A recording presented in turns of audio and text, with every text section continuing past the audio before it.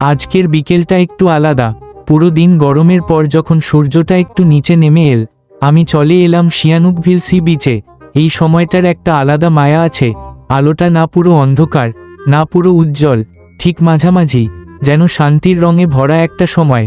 আমি হাঁটছি ধীরে ধীরে সমুদ্রের ধারে, পায়ের নিচে ঠান্ডা বালু, সামনে ঢেউয়ের টান, আর বাতাসে লবণ আর হালকা ঠান্ডার মিশ্র গন্ধ। চারপাশে অনেক মানুষ, কেউ হাঁটছে, কেউ বসে কথা বলছে, কেউ আবার স্রেফ আকাশের দিকে তাকিয়ে সূর্যাস্ত দেখছে। সবাই যেন নিজের নিজের মুহূর্তে হারিয়ে আছে। দূরে সূর্যটা এখন আস্তে আস্তে দিগন্তের নিচে ঢলে পড়ছে। আকাশে কমলা, গোলাপি আর সোনালি রং একসাথে মিশে যাচ্ছে। এমন দৃশ্য দেখলে মনে হয় সময়টা থেমে গেছে। আমি থেমে দাঁড়িয়ে আছি, শুধু ঢেউয়ের শব্দ শুনছি, যেন সাগর নিজেই কিছু বলছে, শুধু মন দিয়ে শুনলেই শোনা যায়। পাশেই কয়েকজন স্থানীয় বাচ্চা বালুর দুর্গ বানাচ্ছে, হাসছে, মজা করছে। ওদের হাসির আওয়াজে পুরো পরিবেশটা যেন জীবন্ত হয়ে উঠছে। দূরে কিছু পর্যটক ছবি তুলছে সূর্যাস্তের পটভূমিতে, কেউ আবার হাতে বিয়ার নিয়ে বসে আছে নীরবভাবে। এই মুহূর্তগুলোই জীবনের আসল আনন্দ। আমি বসে পড়লাম এক কোণে, যেখানে ঢেউ এসে হালকা ছুঁয়ে যাচ্ছে পা। হাতে এক বোতল ঠান্ডা ড্রিঙ্ক, কানে হালকা লোফাই মিউজিক, আর সামনে শুধু সমুদ্রের অসীম নীল রং।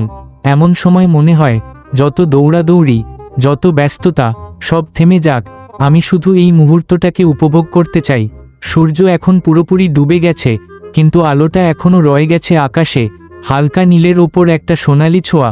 সৈকতের বাতিগুলো জ্বলে উঠেছে, চারপাশে আলো ঝলমল করছে। কেউ হাঁটছে জোড়ায়, কেউ একা, কিন্তু সবার মুখেই এক ধরনের প্রশান্তি। আমি শেষবারের মতো গভীরভাবে সমুদ্রের দিকে তাকালাম। ঢেউয়ের শব্দটা এখন আমার মনে গেঁথে গেছে। ভাবছি, হয়তো এই মুহূর্তগুলোই আমাদের জীবনের আসল উপহার, যখন আমরা কিছু না চেয়েও অনেক কিছু পেয়ে যাই। আজকের দিনটা এখানেই শেষ করছি। সূর্যাস্তের আলো, ঠান্ডা বাতাস, আর এই সাগরের নীরবতা, সবকিছু মিলে আজকের সন্ধ্যাটা আমার মনে থেকে যাবে অনেক দিন। এই ছিল আমার সন্ধ্যা, শিয়ানুকভিল সি বিচ থেকে। একটা শান্ত সময়, নিজের সাথে কাটানো এক সন্ধ্যা, যেখানে পৃথিবী থেমেছিল এক মুহূর্তের জন্য।